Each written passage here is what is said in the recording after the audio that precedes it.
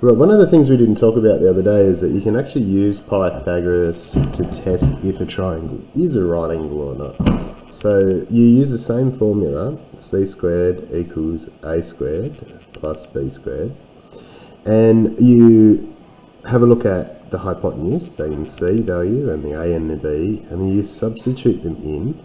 And the test is if this side equals this side, then yes, you do have a right angle triangle. And if this side does not equal this side, then no, you don't. So let's test this one. So c is going to be 5. So 5 squared will be a squared. Let's choose this one as a.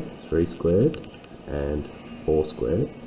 And so that means that 25 will be equal to 9 plus 16, which it is. And if 25 equals 25, then yes, this is a right angle triangle. Now, if you end up with different numbers, then you'll find out that it's not a right angle triangle. So you can use this as a test. So let's say, for example, if we do a similar triangle down here, this side is 3, this side is 4, and this side is 6. When we substitute them into the formula,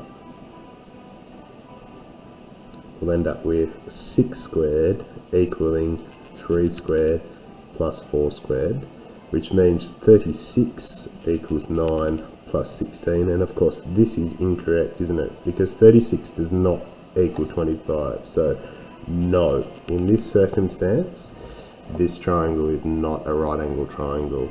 Now there is a trick to this, because when you have to test these, there won't be a right angle symbol in here, okay, because we're testing to see if it's right angle. Remember that C is always the longest side, okay, so the largest number will always be the C value when we do the test.